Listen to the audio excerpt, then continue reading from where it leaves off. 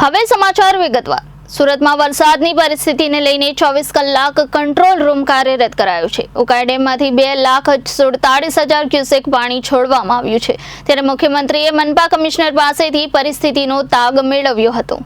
સુરતમાં વરસાદની પરિસ્થિતિને લઈને 24 કલાક કંટ્રોલ રૂમ કાર્યરત કરાયો છે। ઉકાઈ ડેમમાંથી 2,47,000 ક્યુસેક પાણી છોડવામાં આવ્યું છે, ત્યારે મુખ્યમંત્રીએ મનપા કમિશનર પાસે પરિસ્થિતિનો તાગ મેળવ્યો હતો। વરસાદ અને અન્ય પરિસ્થિતિઓ પર મનપા સતત મોનિટરિંગ રાખી રહી છે। લોકોને ભારે પવન અને વરસાદને કારણે નદી કિનારે, દરિયા કિનારે અને પાણી ભરાયું હોય ત્યાં ન જવાની સૂચના આપવામાં આવી છે અને નીચાણવાળા વિસ્તારોમાંથી લોકોનું સ્થળાંતર શરૂ કરાયું છે।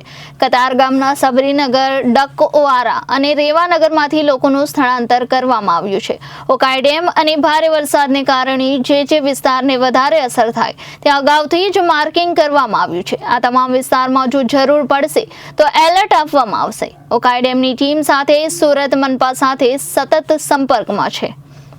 સુરત શહેરમાં मौसम विभागના अनुमान अनुसार जो डिप्रेशनના કારણે ભારે વરસાદ અને પવન આને ધ્યાને રાખીને ગુજરાત સરકારશ્રી તરફથી માર્ગદર્શન આપવામાં આવી રહ્યું છે। કાલે માનનીય મુખ્ય સચિવશ્રીની અધ્યક્ષતામાં વિડીયો કોન્ફરન્સ યોજાઈ હતી અને આજે માનનીય મુખ્યમંત્રીશ્રીની અધ્યક્ષતામાં વિડીયો કોન્ફરન્સ યોજાઈ હતી અને ગુજરાત સરકારશ્રી તરફથી આ પરિસ્થિતિને ધ્યાને લઈને સતત માનનીય મુખ્યમંત્રીશ્રીનું માર્ગદર્શન મળી રહ્યું છે। હાલ सूरत शहરની વાત કરીએ તો વરસાદની પરિસ્થિતિ છે, પવનની પરિસ્થિતિ છે અને સાથે સાથ ઉપરવાસમાં વરસાદના કારણે ઉકાઈ ડેમમાંથી જો પાણી છોડવામાં આવી રહ્યું છે, આ બધી બાબતોને ધ્યાને લઈને અત્યારે સુરત શહેરમાં કોર્પોરેશન, પોલીસ વિભાગ, ઇરિગેશન વિભાગ, કલેક્ટર વિભાગ અને બધા જ વિભાગો મળીને 24/7 કંટ્રોલ રૂમ કાર્યરત કરીને એકબીજાના સાથે સંકલનમાં રહીને કામગીરી કરી રહ્યા છે। ઉકાઈ ડેમમાં અત્યારે 2,47,000 જેટલું ક્યુસેક જેટલું પાણી છોડવામાં આવી રહ્યું છે અને એમના કારણે જે એરિયાઝ અફેક્ટ થયા છે આમાં 152 જેટલા લોકોને શિફ્ટ કરવામાં આવ્યા છે। એમના માટેના શેલ્ટર હોમ્સ, ફૂડ પેકેટ અને પાણીની અને મેડિકલ ટીમ્સની વ્યવસ્થા કરવામાં આવી છે। સેન્ટ્રલ ઝોનના ડક્કાઉવારા વિસ્તારમાં જો પાણી ભરાયું છે એમના કારણે ત્યાં 400 જેટલા લોકોને ફૂડ પેકેટ્સ અને જમવાની વ્યવસ્થા કરવામાં આવી છે। એમના સિવાય જે વિસ્તારમાં સ્પેશિયલી જો કોઝવે છે કે નાવડીઓવાળા વગેરે જેવા વિસ્તાર છે જ્યાં પાણી ભરાયા છે ત્યાં બેરિકેડિંગ કરીને અને પોલીસના સાથે સંકલન કરીને લોકો સ્પેશિયલી ત્યાં નહીં જાય એમના માટેના અલર્ટ્સ પણ તંત્ર તરફથી મોકલવામાં આવી રહ્યા છે। ખાસ કરીને ભારે વરસાદ અને પવન અને ડિપ્રેશનને ધ્યાને રાખીને સમુદ્રના કિનારા ઉપર માછીમાર અને લોકો નહીં જાય એમના માટેના પણ અલર્ટ્સ આપવામાં આવ્યા છે અને પોલીસ વિભાગ સાથે સંકલન કરવામાં આવ્યું છે। આજે જન્માષ્ટમીનું પણ તહેવાર છે એટલે સમગ્ર સુરત શહેરમાં આ બધી પરિસ્થિતિને ધ્યાને રાખીને ભીડવાળા કોઈ વિસ્તાર હોય અથવા તો ટ્રાફિક વ્યવસ્થિત રીતે રેગ્યુલેટ થાય એમના માટે પણ પોલીસ વિભાગ સાથે સંકલન કરવામાં આવી રહ્યું છે। તમામ પરિસ્થિતિ ઉપર કોર્પોરેશન વિવિધ વિભાગો સાથે સંકલન કરીને 24/7 મોનિટરિંગ કરી રહ્યું છે।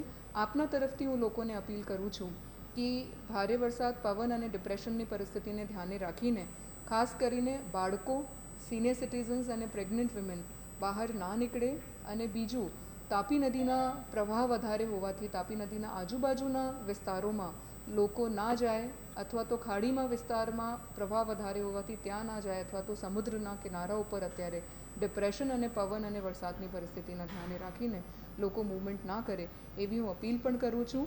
કોઈને પણ પેનિક થવાની કે ગભરાવાની કોઈ પણ જરૂરત નથી। એડવાન્સમાં જે આગોતરા પગલાં લેવાના છે એમના માટે તંત્ર પૂરું સજાગ છે। સાહેબ, જે ગતરિયા પૂર આવવાના શરૂ થઈ ગયા છે, કાદરસરની નાળમાં કમર સુધી પાણી ભરાઈ ગયા છે, હજી પરિસ્થિતિ કેવી બની શકે છે ત્યાં આગળ?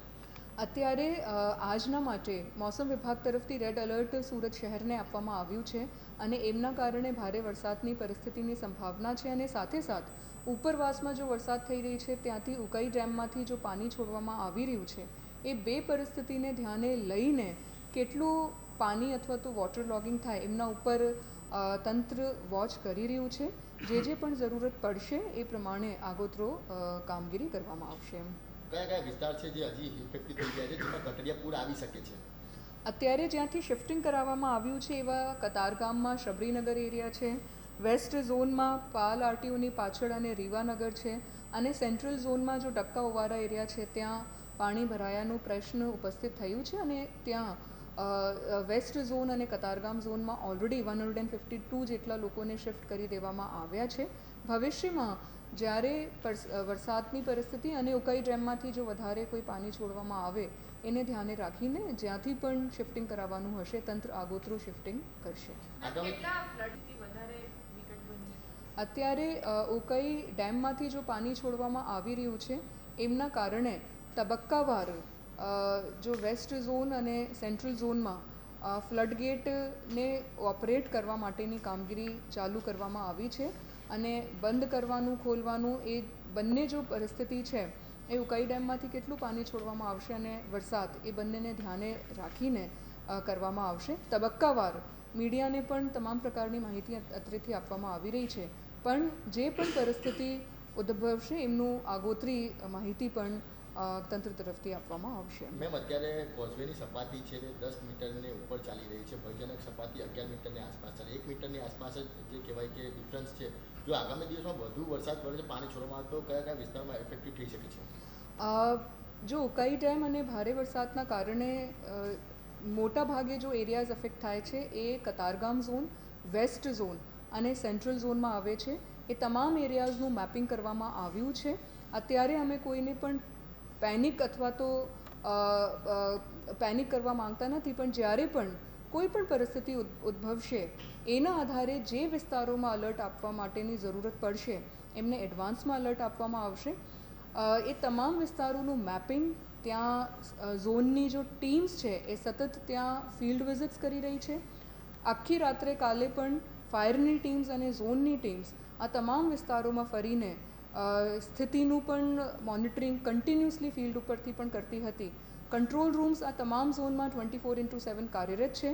ઉકાઈ ડેમના ઇરિગેશન વિભાગ સાથે કોર્પોરેશનનું આગોતરું આયોજન સંકલન કરવામાં આવી રહ્યું છે, એટલે એ લોકો જ્યારે પણ પાણી છોડવા માટેનું ડિસિશન્સ લઈ રહ્યા છે એમની આગોતરી જાણ કોર્પોરેશનને, કલેક્ટર ઓફિસને કરવામાં આવી રહી છે, અને એટલે પૂરતું સમય કોર્પોરેશન અને તંત્રને મળી રહ્યું છે, જેથી ભવિષ્યમાં એ લોકો જે પણ નિર્ણય લેશે એમાં જે પણ વિસ્તારો અફેક્ટેડ થશે એમની આગોતરી માહિતી બધા લોકોને આપવામાં આવશે. Reporter Arvind Rathod, Janadesh news, Surat.